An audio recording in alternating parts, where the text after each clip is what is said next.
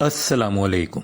आज मैं जो कहानी आप लोगों को सुनाने जा रहा हूँ वो एक हिंदू आर्टिस्ट की कहानी है जिसे उसके ख्वाबों ने बामे अरूज अता कर दिया था। आइए कहानी शुरू करते हैं। आज फिर हर 14वें चांद रात की तरह वो खूबसूरत लड़की सफेद लिबास में मलबूस एक पेड़ के नीचे एक टोकरी में सफेद फूल इकट्ठे कर रही थी कि अचानक शंकर को देखकर खुश होकर मुस्कुराई। दर्द भरी आवाज में बोली, तुम आ गए नील। मैं जानती थी कि नील तुम जरूर आओगे। मेरा इंतजार खत्म हुआ। सारी कायनात को सुनाते हुए वो जोर जोर से बोली, मेरा नील आ गया देखो। फिर वही सफेद फूल वो खुशी से अपने ऊपर उड़ाती हुई बरसाती हुई किसी मोरनी की तरह रक्स करने लगी।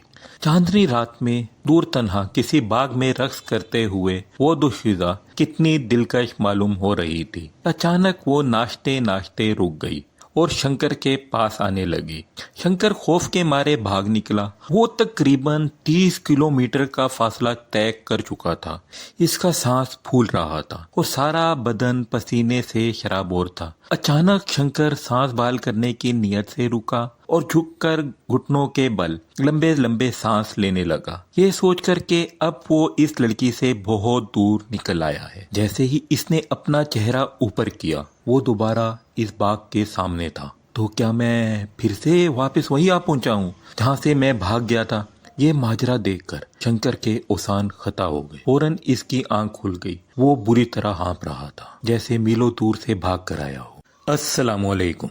आज मैं जो कहानी आप लोगों को सुनाने जा रहा हूँ वो एक हिंदू आर्टिस्ट की कहानी है जिसे उसके ख्वाबों ने बामे अरूज अता कर दिया था। आइए कहानी शुरू करते हैं। आज फिर हर 14वें चांद रात की तरह वो खूबसूरत लड़की सफेद लिबास में मलबूस एक पेड़ के नीचे एक टोकरी में सफेद फूल इकट्ठे कर रही थी कि अचानक शंकर को देखकर खुश होकर मुस्कुराई। दर्द भरी आवाज में बोली, तुम आ गए नील। मैं जानती थी कि नील तुम जरूर आओगे। मेरा इंतजार खत्म हुआ। सारी कायनात को सुनाते हुए वो जोर जोर से बोली, मेरा नील आ गया देखो। फिर वही सफेद फूल वो खुशी से अपने ऊपर उड़ाती हुई बरसाती हुई किसी मोरनी की तरह रक्स करने लगी।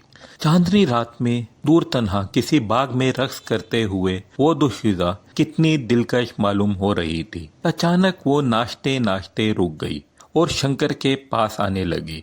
शंकर खौफ के मारे भाग निकला। वो तकरीबन 30 किलोमीटर का फासला तय कर चुका था। इसका सांस फूल रहा था और सारा बदन पसीने से शराबोर था। अचानक शंकर सांस बहाल करने की नियत से रुका और झुककर घुटनों के बल लंबे लंबे सांस लेने लगा। ये सोचकर के अब वो इस लड़की से बहुत दूर निकल आया है। जैसे ही इसने अपना चेहरा ऊपर किया वो दोबारा इस बाग के सामने था। तो क्या मैं फिर से वापस वही आ पहुंचा हूँ जहाँ से मैं भाग गया था?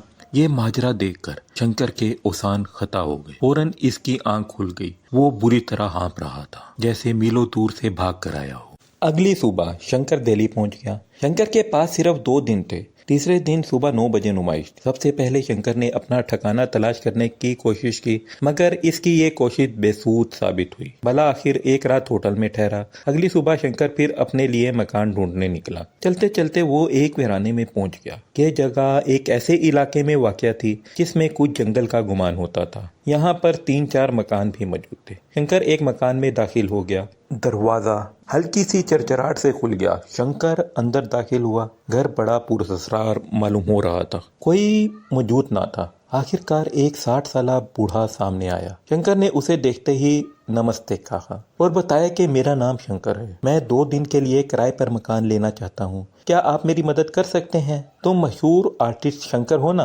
बूढ़े ने पूछा। जी मैं वही शंकर हूँ। बूढ़े आदमी ने इसे मेहमान खाने में इंतजार करने को कहा और खुद जाकर अपने मालिक को बताने चला गया। शंकर को इंतजार करते हुए काफी देर होगी। शंकर ने इर्द गिर्द का जायजा लिया तो इसे एक पुरानी सी डायरी नजर आई। शंकर ने वक्त गुजारने के लिए डायरी उठाई और पढ़ने लगा। पहले 2-3 वर्ग कोरे थे। चौथे पर लिखा था 31 दिसंबर 1876। वो दौड़ती हुई आई। वो मुसलसल रो रही थी और कहने लगी, आज हमारी आखिरी मुलाकात है। इसके बाद हम कभी मिल नहीं पाएंगे। वो बगैर कुछ सुने बहुत कुछ बोल गई थी और मुझे पीछे हल्का सा धक्का दिया। मेरे कंधों पे हाथ रखकर और फिर कहा, मेरी जिंदगी मुसलसल बदलने जा रही है, मैं भी तुम्हारी तरह मजबूर हूँ। इतना कहकर वो रोती हुई बिना कुछ सुने भाग गई। मेरे हाथों में जो गुलाबी फूल थे वो सड़क पर ही हाथों से छूट गए, जो मैंने उसे देने के इरादे से लेकर गया था। मगर इन गुलाबी फूलों का नसीब किसी हसीना के हाथों का लम्स पाने के बजाय सड़क की जीनत बने। शंकर ने कमरे के इर्द गिर्द चीजों से अंदाजा किया कि मालिक मकान कोई बाज़ौक़ आदमी लगता है, क्योंकि इस कमरे में शंकर ने पियानो, रंग बिरंगी रोशनियां, खूबसूरत आतिशदान, कंदीलें और दिलकश पर्दों के अलावा और भी बहुत कुछ देखा था। और सबसे हैरत अंगेज बात, वो शख्स तन्हा वीराने में रहता था ताकि कोई इसे तंग या इसकी ज़ाती ज़िंदगी में मुदाखलत ना कर सके।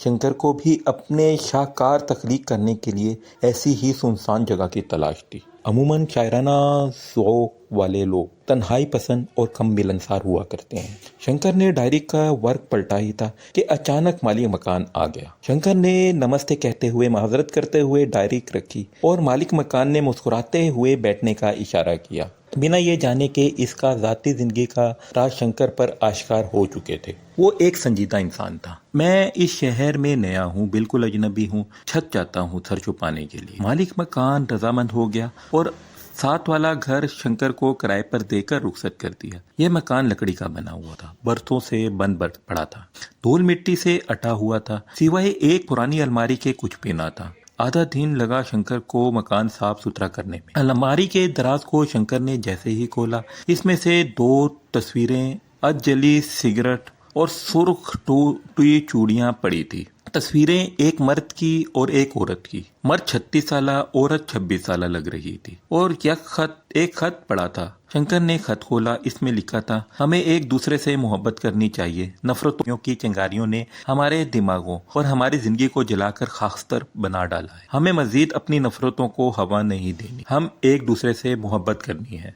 ये खत 1872 का था। नफ्स मजमून से ये अंदाजा ना हो सका कि मर्द की तरफ से लिखा हुआ गया है या औरत की तरफ से। शंकर ने खत को वापस रखते हुए अपना फोटो फ्रेम लगाकर नुमाइश में पेश करने के लिए कुछ खाके खींचे, क्योंकि शंकर के पास सिर्फ एक दिन बचा था। फिर यह सोचकर सोने चला गया कि कल मुकम्मल कर लेगा। कुछ देर बाद जब नींद ना आई तो सोचा तस्वीर भी मुकम्मल कर लो, मगर गदगदगी छाने लगी। इसके बाद जो हुआ इसका शंकर को कुछ इल्म ना था। कोई अनजानी ताकत शंकर के हाथों से खुद ब खुद काम करवा रही। देखते ही देखते वो तस्वीर मुकम्मल हो गई। शंकर नींद में था और तस्वीर का इसे होश तक ना था। सुबह शंकर के हाथों के तोते उड़ गए। यह देख कर के तस्वीर एक लड़की की थी, जो हाथ में सफेद फूल लिए अपने लब पर टकराए आसमानी वसतों को मुस्कुराते हुए देख रही थी। ओह, ये तो वही लड़की है जो मेरे सपने में आती है और मुझे नील नील कहकर पुकारती है। जहाँ तक मुझे याद है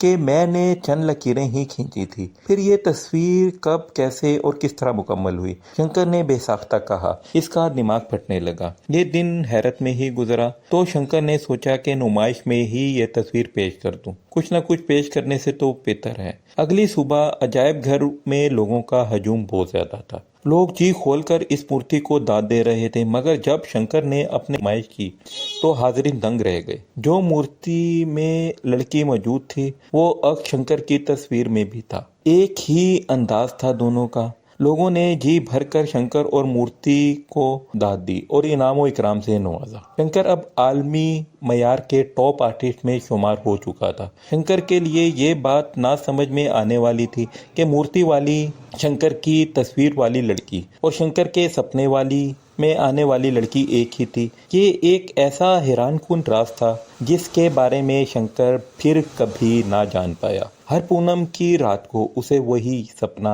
फिर से आता, लेकिन अब नोयत मुख्तलिफ थी। वो लड़की अब उससे बहुत खुश होकर मिलती है, मगर क्यों? ये क्यों उसकी जिंदगी के साथ लगा वो राज है जो शायद इसने जन्म में इसके साथ ही जाएगा और ये मिस्ट्री कभी भी सुलझ ना पाएगी।